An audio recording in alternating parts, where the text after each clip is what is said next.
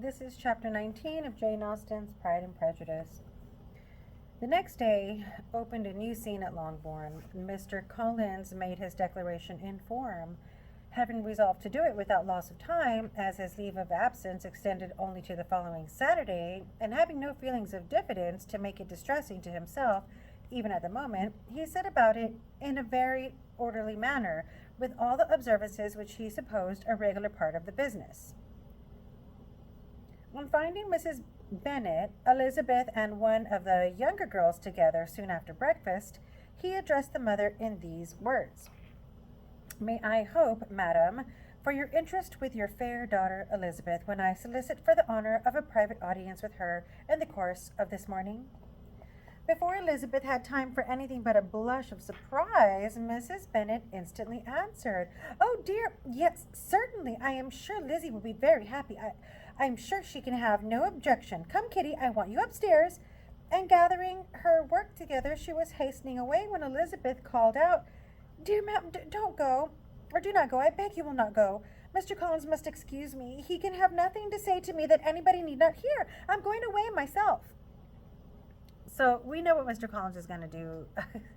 He's probably going to ask Elizabeth to get married, and she knows this. Mom knows this. That's why Mom's like, "Oh, heck yeah. Like, I'm out of here. Do your deal and ask her." And Elizabeth's like, "No, I'm going to." Pretending like she doesn't know what's going on.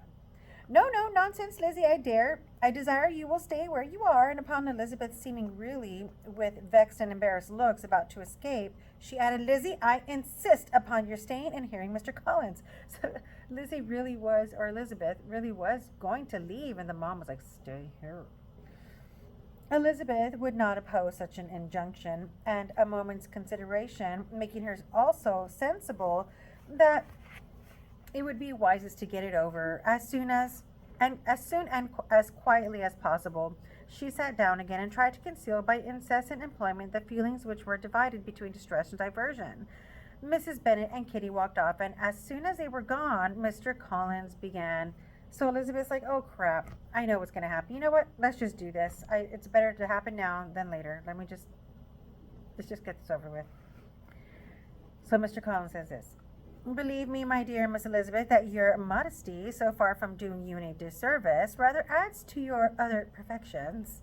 It's like, "Oh, that was cute. You wanting to leave? That just adds to, to your perfections," he says. "You would not have been less amiable in my eyes had there not been this little unwillingness. But allow me to assure you that I have your respected mother's permission for this address. You can hardly doubt the purport of my discourse. However, your natural delicacy may lead you to dissemble. My intentions have been too marked to be mistaken. Almost as soon as I entered the house, I singled you out as the companion of my future life." So he's like, "Yeah, I know. You're just playing hard to get, but how cute." He's like, "But I just have to tell you, as soon as I got here, almost as soon as I got here, I picked you." Because we know he picked Jane first, right? Anyway, but before I am run away with my feelings on the subject, perhaps it will be advisable for me to state my reasons for marrying, and moreover for coming into Hertfordshire with the design of selecting a wife, as I certainly did. He's like, "Okay, so before I start telling you how I feel, let me tell you why I'm doing this." Okay, so basically, like, number one, the idea of Mr. Collins, with all his solemn composure, being run away with by his feelings made Elizabeth so near laughing that she could not use the short pause he allowed in any attempt to stop him further. And he continued. So she would have stopped him there. She would have been like, "Oh my gosh, are you kidding me? Like, stop it." But she wanted to laugh, so she didn't have time to talk. And oh my goodness. So he continues. "My reasons for marrying are, first, that I think it a right thing for every clergyman in easy circumstances like myself to set the example of matrimony in his parish." So that's his first reason for getting married, because he thinks every clergyman should be married to set an example. Secondly, that I am convinced it will add very greatly to my happiness. And thirdly, which perhaps I ought to have mentioned earlier, that it is a particular advice and recommendation of the very noble lady whom I have the honor of calling patroness. He's like, so also Lady Catherine de Bourgh thinks I should get married, right? Twice has she condescended to give me her opinion, unasked too, on this subject, and it was but the very Saturday night before I left Hunsford, between our pools of quadrille, that while Mrs.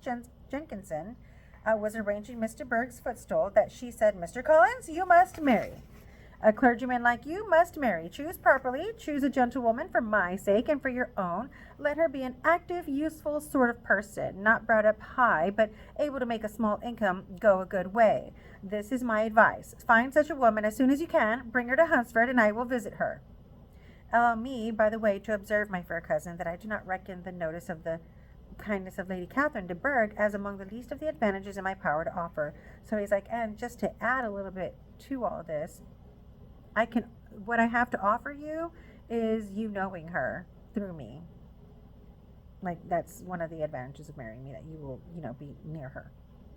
Lady Catherine, I mean. You will find her manners beyond anything I can describe, and your wit and vivacity, I think, must be acceptable to her, especially when tempered with the silence and respect which her rank will inevitably excite. Thus much for my general intention in favor of matrimony. It remains to be told why my views are directed toward Longbourn instead of my own neighborhood, where I assure you there are many amiable young women. But the fact is that, being as I am to inherit this estate after the death of your honored father, who, however, may live many years longer, I could not satisfy myself without resolving to choose a wife from among his daughters, that the loss to them might be as little as possible when the melancholy event takes place, which, however, as I have already said, may not be for several years. He's like, and I'm picking from Mr. Bennet's daughter so that way, when he does die, it won't be so terrible for your sisters, right? This has been my motive, my fair cousin, and I flatter myself it will not sink me in your esteem. And now, nothing remains for me but to assure you in the most animated language of the violence of my affection.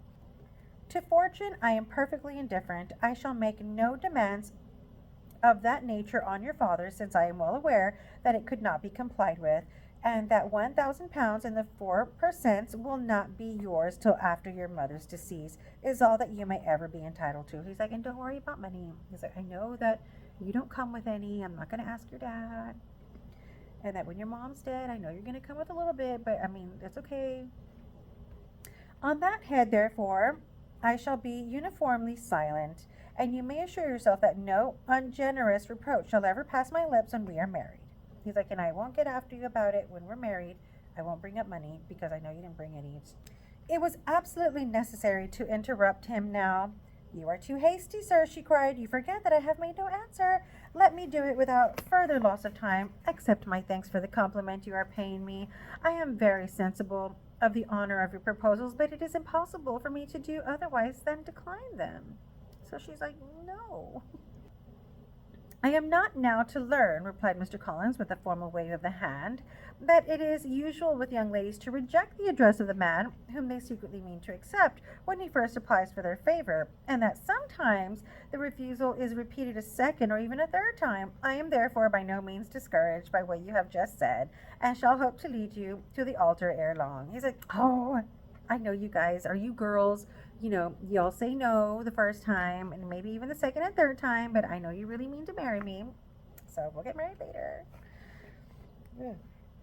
Upon my word, sir, cried Elizabeth, your hope is rather an extraordinary one after my declaration. I do assure you that I am not one of those young ladies, if such young ladies there are, who are so daring as to risk their happiness on the chance of being asked a second time. I am perfectly serious in my refusal. You could not make me happy, and I am convinced that I am the last woman in the world who could make you so.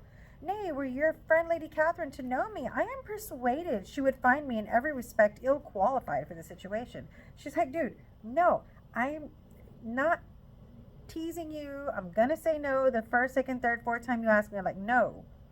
And she's saying, and I don't think Lady Catherine de Bourgh would like me anyway, right?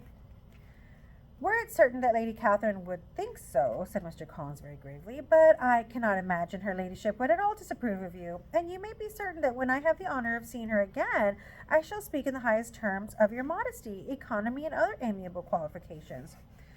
Indeed, Mr. Collins, all praise of me will be unnecessary. You must give me leave to judge for myself, and pay me the compliment of believing what I say. I wish you very happy and very rich, and by refusing your hand, do all in my power to prevent your being otherwise. She's like, I want you to be rich, and I want you to be happy, but if you marry me, neither of those things are going to happen. It says, in making me the offer, you must have satisfied the delicacy of your feelings with regard to my family, and may take possession of Longbourn estate whenever it falls, without any self-reproach. She's like, and as far as the estate, whenever my dad dies, you can take Longbourn and not feel guilty, because you're doing what you said you were going to do. You're offering you're offering to marry me, and I'm saying no, so now you don't have to feel guilty about taking it. This matter may be considered, therefore, as finally settled. And rising as she thus spoke, she would have quitted the room, had not Mr. Collins thus addressed her. So she was ready to go, but then he started talking again. When I do myself the honor of speaking to you next on this subject, I shall hope to receive a more favorable answer than you have now given me, though I am far from accusing you of cruelty at present, because I know it to be the established custom of your sex to reject a man on the first application, and perhaps you have even now said as much as to encourage my suit as would be consistent with the true delicacy of the female character. And he's like, no, I'm going to ask you again, and I hope you say yes next time, because I know that women do this. They say no at first. And he's like, actually, you've encouraged me. Really, Mr. Collins, cried Elizabeth with some warmth, you puzzle me exceedingly. If what I have hitherto said can appear to you in the form of encouragement, I know not how to express my refusal in such a way as may convince you of it being one. You must give me leave to flatter myself, my dear cousin, that your refusal of my addresses is merely words, of course. So he's like, no, I'm going to tell you why I think that you're just messing with me. He says, my reasons for believing it are briefly these. He's like, this is why I think that you're going to tell me yes later. He says, it does not appear to me that my hand is unworthy of your acceptance, or that the establishment I can offer would be any other than highly desirable. My situation in life, my connections with the family of de Bourgh, and my relationship to your own are circumstances highly in my favor, and you should take it into further consideration that in spite of your manifold attractions, it is by no means certain that another offer of marriage might ever be made you. He's like, no, you really should marry me. He's like, nobody else is going to ask you. Your poor, and other things. That's not the only reason why, but that's like sad that he said that. Anyway, your portion is unhappily so small that it will in all likelihood undo the effects of your loveliness and amiable qualifications. Basically, like, her dowry, the money she's going to bring into the marriage from her parents, is basically nothing, and so nobody would want to marry her. It doesn't matter how pretty she is, that nobody's going to marry her, is what he's saying. So that's why he's like, yeah, that's why I don't think you're really rejecting me. He's like, you know that nobody's going to ask you. As I must therefore conclude that you are not serious in your rejection of me, I shall choose to attribute it to your wish of increasing my love by suspense, according to the usual practice of elegant females. Yeah, so this is what she says. I do assure you, sir, that I have no pretension on whatever to that kind of elegance which consists in torturing a respectable man.